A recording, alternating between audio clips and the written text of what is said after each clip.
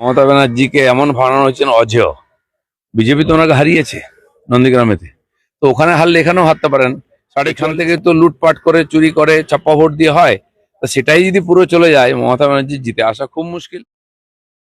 দেখুন, যতক্ষণ না এসআইআর কমপ্লিট হচ্ছে তারপরে কি হবে ভেবে কোনো লাভ নেই। বারবার এক্সটেনশন হচ্ছে কারণ রাজ্য সরকার চায় না এসআইআরটা কমপ্লিট হোক, শেষ হোক বা হোক পশ্চিমবাংলায়।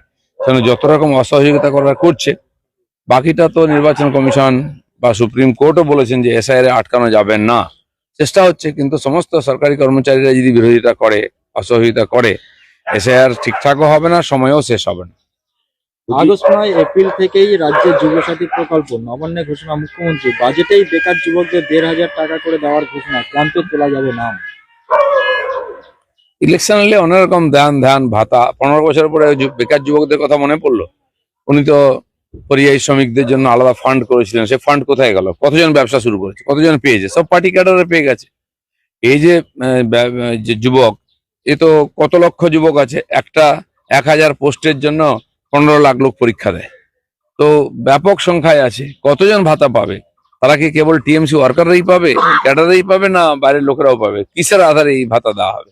যে অফিসারদের তালিকা নিয়ে অব্যাহত দ্বন্দ্ব হচ্ছে ইলেকশন কমিশন আর রাজ্যের মধ্যে। এই ৮,৫০৫ জনের যে তালিকা দিয়েছে সেগুলো গ্রুপ বি আধিকারিকদের তালিকা নিয়ে ভ্রান্ত তথ্য ছড়ানোর অভিযোগ রাজ্য সরকারের কিছু স্বার্থান্বেষী মহলের। তাহলে ইচ্ছাকৃতভাবে ইসিআই থেকে জমা দেওয়া ডেটাবেস বিকৃতি করছে বলে দাবি। জানি না, এটা তো কোর্টে বলেছে এসিআই যে আমাদের কাছে তো এখনো পুরো নামই আসেনি, পুরো তথ্যই আসেনি কারা অফিসাররা, এতজনকে দিতে হবে। রাজ্য সরকার দেবে না, দিলেও ভুলভাল নাম দেবে, লোকগুলোকে খুঁজে পাওয়া যাবে না। একটাই উদ্দেশ্য, এসআইআর কে ডিস্টার্ব করা।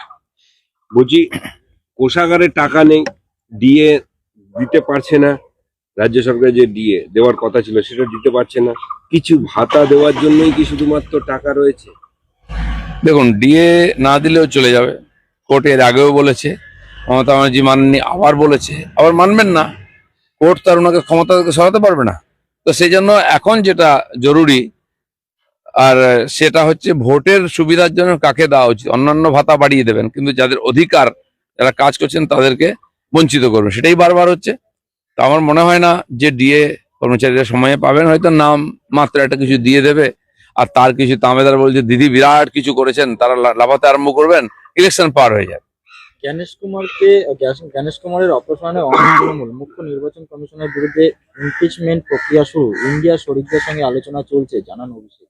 না, এখন কি আছে, লড়াইটাকে দিল্লিতে নিয়ে গিয়ে পশ্চিমবাংলায় এই যে নির্বাচন কমিশন দ্বারা এসআইআর হচ্ছে এটাকে ডিস্টার্ব করার চেষ্টা হচ্ছে। আর কেবল লাইমলাইটে আনা যে মমতা ব্যানার্জি একমাত্র মোদিজির সমানান্তর, তিনি তার বিকল্প। তো আগে তো বাংলা জিতুন, তারপর সর্বভারতীয় নেতা হবেন। অনেকবার চেষ্টা করেছেন, বাংলার বাড়িতে কোথাও খাতাও খুলতে পারলেন না। তো এরকম একটা অব্যবস্থা তৈরি করে ইলেকশনটাকে ডিলে করা বা এসআইআর কে ডিলে করা, এটাই উদ্দেশ্য, আর কোনো কারণ নেই। ইমপিচমেন্ট কোথায় হবে, কে করবে, কার দম আছে? বুঝি ভবানীপুরটা নিয়ে, ভবানীপুর বিধানসভা কেন্দ্র নিয়ে যথেষ্ট উদ্বিগ্ন মুখ্যমন্ত্রী মমতা বন্দ্যোপাধ্যায়। ফের বিএলএ টুদের নিয়ে বৈঠক, তৃতীয় দফায় বৈঠক, বাড়ি বাড়ি না, যা। কারণ আছে। দেখুন, মমতা ব্যানার্জিকে এমন ভাড়ানো হয়েছেন অজেয়। বিজেপি তো ওনাকে হারিয়েছে নন্দীগ্রামেতে, তো ওখানে হারলে এখানেও হারতে পারেন। 44,000 নাম অলরেডি বাদ গেছে। এখন ভয়ে আছেন যে এসআইআর কমপ্লিট হলে আরো কত নাম বাদ যাবে। তো যেটা উনি লিড পান, এখান থেকে তো লুটপাট করে চুরি করে ছাপ্পা ভোট দিয়ে হয়, তো সেটাই যদি পুরো চলে যায় মমতা ব্যানার্জি জিতে আসা খুব মুশকিল। আর টেনশন থাকাটাও স্বাভাবিক। কোথাও তো দেশের জন্য এই ধরনের কাজ করছে। না, স্বাভাবিক আছে। একদিন যেটা বলে দিতেন, নমিনেশন করে দিতেন, জিতে যেতেন পশ্চিমবাংলায়। এটা টিএমসির পক্ষে কোনো সিটই আজকে সেফ নয় বা জিতে যাবেন এরকম নয়। ববি হাকিম বলছেন না মুখে যে আমাকে কেউ হারাতে পারবে না। 66,000 নাম বাদ গেছে। আরো যদি 40 মানে লাখ খানেক বাদ যায়, তোর 20-30% নাম যদি বাদ যায়, তা জিতবেন কিসের আধারে? পুঁজিই তো চলে যাচ্ছে।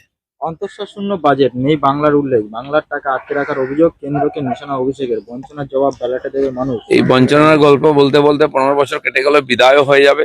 আপনাদের কোনো রেভিনিউ নেই, খালি মদ বিক্রি করা ছাড়া কোনো ডিপার্টমেন্ট রেভিনিউ কালেকশন করতে পারে না। এইভাবে কোনো সরকার চলতে পারে? কোনো নূতন রাস্তাঘাট বা কোনো অন্য প্রজেক্ট, বিউটিফিকেশন, ট্যুরিজমের ডেভেলপমেন্ট, কিচ্ছু নেই। যারা যে রাস্তা একবার সারাই হয়েছে কবে, সে আর সারাই হচ্ছে না। বাকি তো কলকারখানা চাকরি বাকরিতে কথা ছেড়েই দিন, ভাতা দিয়ে কদিন চলতে পারে। তো সেই জন্য এই ধরনের একটা অপদার্থ সরকার যত তাড়াতাড়ি যায় তত ভালো। একদিকে বেআইয়ের সম্পত্তি নিয়ে চাপ, আর একদিকে রাজনীতির ময়দানে বাবরি আবেগ শান দেওয়ার চ্যালেঞ্জ। দুধে বেলডাঙ্গায় শুরু বাবরি মসজিদের নির্মাণ, হুমায়ুন কবিরের। দেখুন, বাবরি মসজিদ বলে আর ভারতবর্ষে কোথাও ভোট করা যাবে না, পশ্চিমবাংলায় তো হবেই না। সেই জন্য ঠিক আছে, উনি একটা ইস্যু তৈরি করে মমতা ব্যানার্জি জগন্নাথ মন্দির তৈরি করতে পারেন, এখানে যদি দুর্গাঙ্গন করতে পারেন, তো উনিও তার প্যারালেল ভেবেছেন যে এই ধর্মের তাস খেলে আমি জিতবো, তাই বাবরি মসজিদের গল্প বলছেন। ওই দিয়ে খালি পশ্চিমবাংলায় ভোট হবে না, পশ্চিমবাংলার মানুষ উন্নয়ন চায়, কাজ চায়, বাংলার পরিবর্তন চায়। যে দিতে পারবে তার দিকে লোক যাবে, সেটা একমাত্র বিজেপি বিকল্প। হুমায়ুন কবির বলছেন, ভালো কথা, ওনার যদি সে সোর্স থাকে, যোগাযোগ থাকে, জেলায় জেলায় ক্যান্ডিডেট দিন, বা বাকি যে সংস্থাগুলো আছে আরো কিছু পার্টি মনে কিছু জোট করবে, একবার জোট তো করে দেখান। বলছি, নদিয়ায় মায়ের চক্ষুদান করেছিলেন এক শিক্ষক, এবং তারপরে তাকে জেলে যেতে হয়েছিল মায়ের চক্ষু বিক্রি করার অভিযোগে।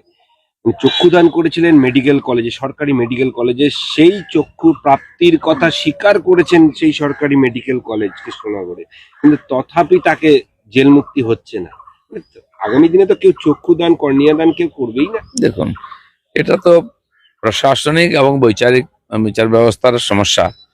এখানে পুলিশ কি বলতে কি বলে, কি লিখতে কি লেখে, যাকে ইচ্ছা চোর সাজিয়ে দেয়, যে কোনো বড় চোরকে সাধু সাজিয়ে দেয়, এটা পুলিশের কাজ সাজিয়ে তারা যেভাবে রিপোর্ট দিচ্ছে করছে, তার আধারে কোর্ট জাজমেন্ট দেয়। কেন এই ধরনের কাজে যদি সত্যি সত্যি বিক্রি করে থাকে, কেউ তো পয়সা দিয়েছে, সে লোকটাকে কত টাকা দিয়েছে, কোথায় দিয়েছে, কবে দিয়েছে, এই তথ্য চাই। তো নাহলে যে কোনো লোককে ধরে জেল ঢুকিয়ে দেবেন, তাহলে তো কেউ তো অঙ্গদান করবে না।